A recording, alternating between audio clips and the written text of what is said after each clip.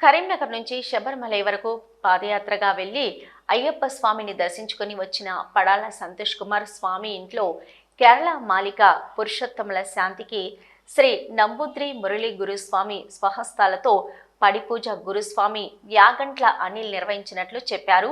ఉదయం గణపతి హోమం, మధ్యాహ్నం నగరంలోని భగత్ నగర్లోని హరిహర క్షేత్రం అయ్యప్ప స్వామి ఆలయంలో స్వామికి అర్చన సమర్పించుకొని పడిపూజ నిర్వహించడం జరిగిందన్నారు.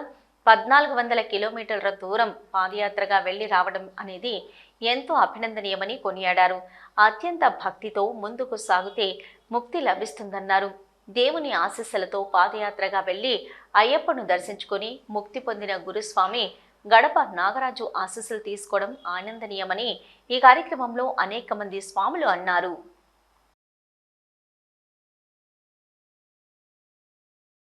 కేరళ మాలికాపురోత్తమ మేల్శాంతికి శ్రీ నంబూద్రి మురళీ గురుస్వామి గారి స్వహస్తాల వారి ఇంట్లో ఇలా పడిపూజ కార్యక్రమం నిర్వహించడం జరిగింది.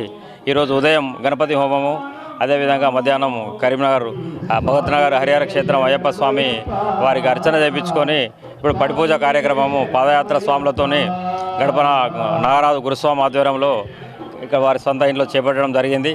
కావున ఇటు కార్యక్రమంలో సమస్త అయ్యప్పలు పాల్గొని నంబూద్రి గురుస్వామి ఆశీర్వాదాలు తీసుకొని ఈ అయ్యప్ప స్వామి దీక్ష అనేది ఎంత సంకల్పంతో ఎంత నిబద్ధతతో కూడుకున్నదన్నది దాదాపుగా 1450 కిలోమీటర్ల దూరము అయ్యప్పలందరూ 100 మంది అయ్యప్పల వరకు కరీంనగర్ 100-150 మంది అయ్యప్పలు నడుచుకుంటూ పోయి దర్శనం చేసుకొని రావడం అనేది చాలా గొప్ప విషయం.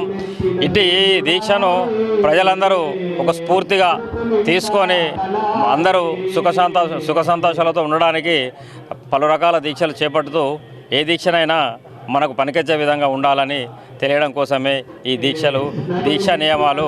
మరి ఈ దీక్ష తీసుకొని సంతోష్ కుమార్ స్వామి వారింట్లో ఇంత మంచి కార్యక్రమం చేపట్టి స్వాములందరినీ పిలిచి భిక్షా కార్యక్రమంతో పాటు స్వామివారి ఆశీర్వాదాలు అందించడం అన్నది అందరం సంతోషంగా భావిస్తూ